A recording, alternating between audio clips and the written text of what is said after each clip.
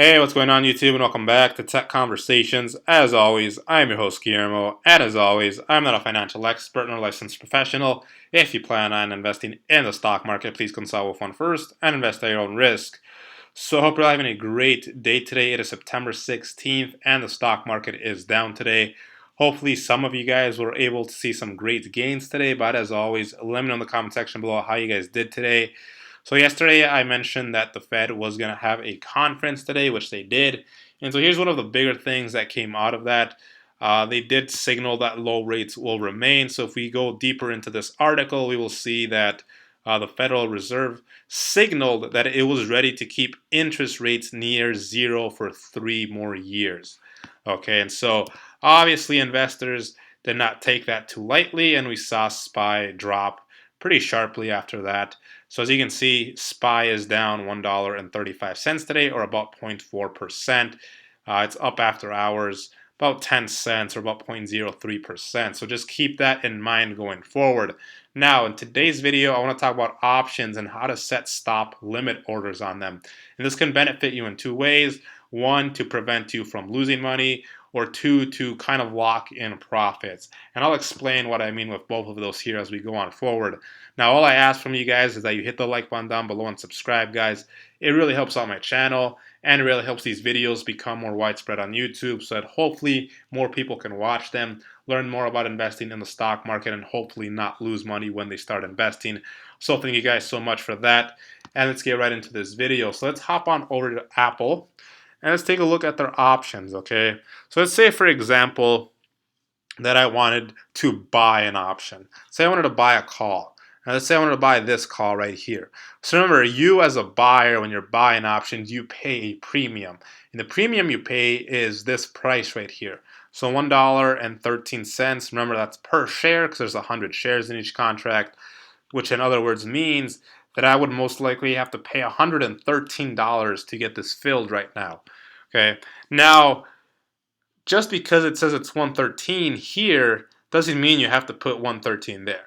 Okay, it recommends that so that it probably gets filled, but it doesn't mean you have to actually go with that, right? You can attempt, okay, to say 110 instead and only pay $110. Now, that doesn't mean it's going to go through, but you can try it.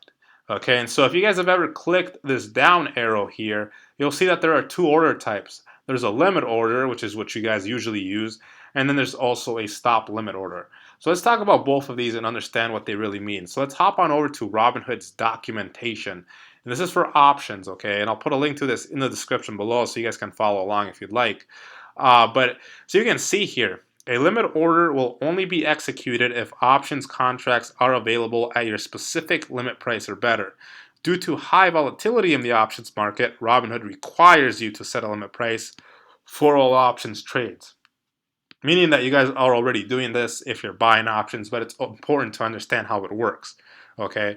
Another thing to keep in mind with that is if markets are closed, the order does get queued for market open. And keep in mind, like I mentioned, limit orders aren't guaranteed to execute, right? Just because I put 110 here doesn't mean it's actually going to go through and I'm going to purchase it at 110. I can try to, doesn't guarantee that it will. Also, remember, there has to be a buyer and a seller on both sides of the trade.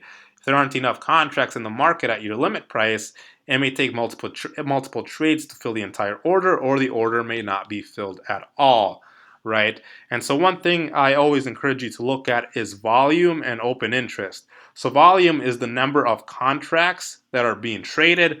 Open interest is the number of contracts that are still active or not settled yet, right? And it's always important to make sure that there's volume, there's high open interest, because that means there's just more buyers and sellers, which means your order is more likely to get filled. When these numbers are very low, it's a lot harder to fill your order, okay?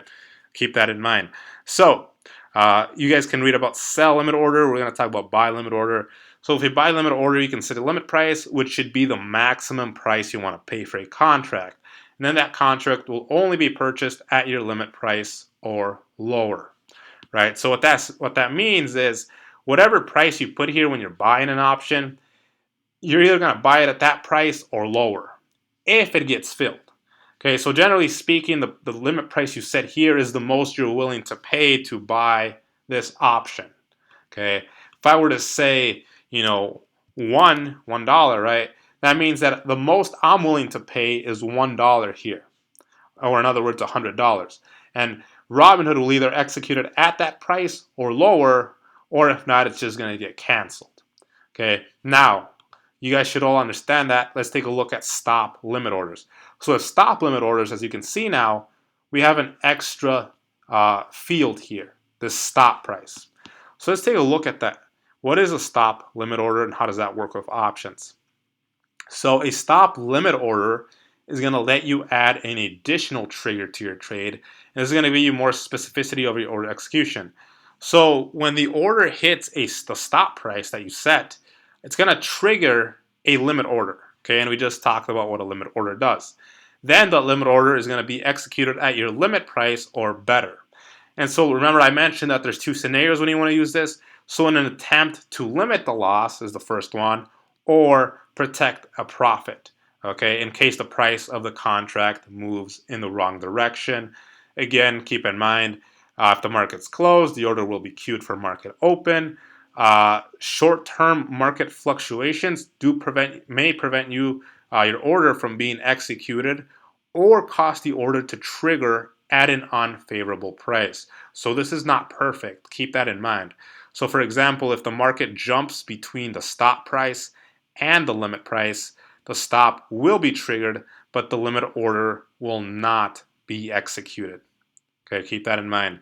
Also, once your stop order becomes a limit order, there has to be a buyer and a seller, right? So that's the same thing that we talked about. So for this, actually, let's take a look at a contract that I currently do have on Apple. So I sold a call on Apple today, and let's take a look here at what this looks like. So here's the call I sold. Okay, so notice that I received an average of 83 cents per share, and remember it's 100 shares. So I received $83 for selling this call. Well, fast forward, Apple dropped in price, so now the value of this is about $75, meaning that I've made an $8 profit so far. Now, let's say, for example, I want to assure that for sure I make a $5 profit. If for some reason my total return starts to go under $5, I want this to just sell off. Okay, I want to close it and take my $5 profit at least. Okay, so I can do the stop limit order, right? And how would this work? Well, remember, I sold this. I sold a call. And so to exit out of that, I need to buy that exact same call. Now on desktop, it already has this nice setup here where it just says buy to close. So if I go here and I go to stop limit order, so I'm going to buy, and that's what we're looking at here, the buy stop limit order. So let's read here what this says. With a buy stop limit order, you can set a stop price above the current price of the options contract. If the contract's bid price rises to your stop price, it triggers a buy limit order, and then contracts will only be purchased at your limit price or lower, right? So what this means is I have one contract, right, that I want to buy to close. If for some reason this starts to go into, down, my total return starts to go down. And so my stop price, right, let's say my stop price, I could set it at when I'm at a $6 return. So in other words, at 0.77, right? So what does this mean? This means that once the value of this contract, if it goes up to $77, okay, it's gonna hit the stop price. Once it hits the stop price, like it mentions over here, right? Once that stop price is hit, it triggers a limit order. Okay, and then the limit order is executed at your limit price or better. So if it gets to $77, right, then I want to, buy to close so that I can lock in some profit. Now, what do I want my limit price to be? I mean, I would probably do the same as the stop price, although, it might not work. So remember, in this scenario, if it's $77,